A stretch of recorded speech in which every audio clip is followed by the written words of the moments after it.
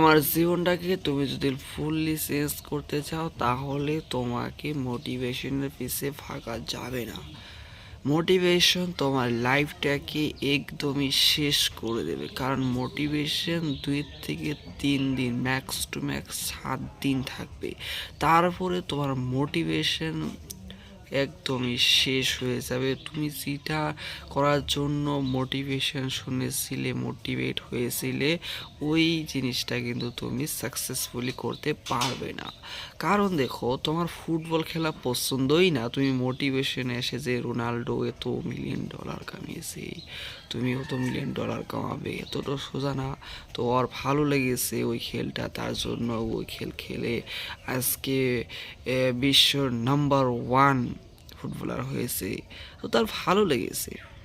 কিন্তু তুমি যদি তাকে দেখে মোটিভেট হয়ে ওই ফুটবলটা খেলার জন্য প্রস্তুতি নাও, আয়েস তুমি 7 দিন খেলতে পারবে, তারপরে তোমার ওটা খেলার আর ইচ্ছা হবে না, কারণ তুমি মোটিভেট হয়েছিলে ওই ফুটবল খেলার জন্য। কিন্তু তোমার যদি ক্রিকেট খেলা ভালো লাগে, তুমি ক্রিকেট খেলা ডেইলি খেলো, কারো পয়সা দিলেও তুমি খেলবে, সাকসেস হলেও খেলবে, না হলেও খেলবে। তাহলে কি হবে?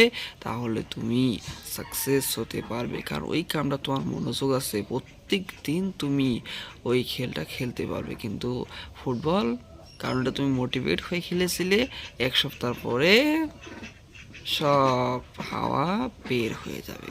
তো ওই জন্যে মোটিভেশনের পিছে ভাগা যাবে না।